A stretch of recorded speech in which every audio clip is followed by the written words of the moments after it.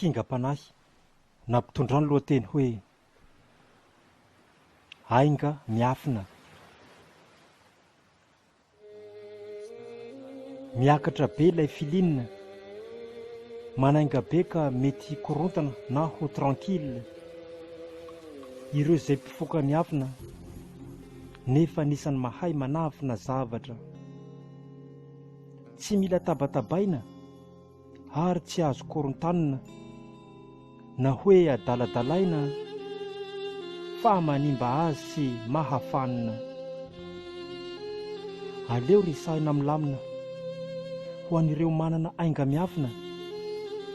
Ny sain'izy ireo akory tsy hoe ampanina fa ambadomely n'ilay zavatra. Ainga mandeha daholo ireny, ka izy no mibaiko ny tenany. Fa raha tsy mahay mety ireny no sady ho lasa dala sy mampalahelo. Elao fa tsy mba mety, izay no tena izy le retsy. Ary tsy tsara ireny fa zava-dratsy, ka tsy vitany hoe mahafaty fa manimba saina, avokafoka sy ny aty.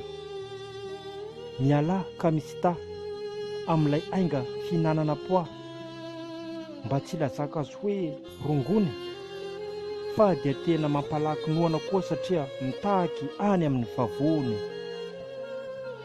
Aleo tsy afenina intsony, fa efa fantatra sy efa koby ny fifoanareo miafina, ka efa hita eo amin'ny endrika sy azo tarafina. Zay tena azo tsapaitanana no sady hita eo amin'ny tanana.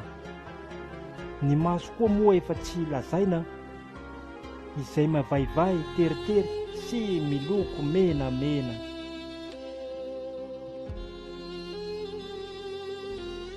Nosoratany izaho Patrick, na hoe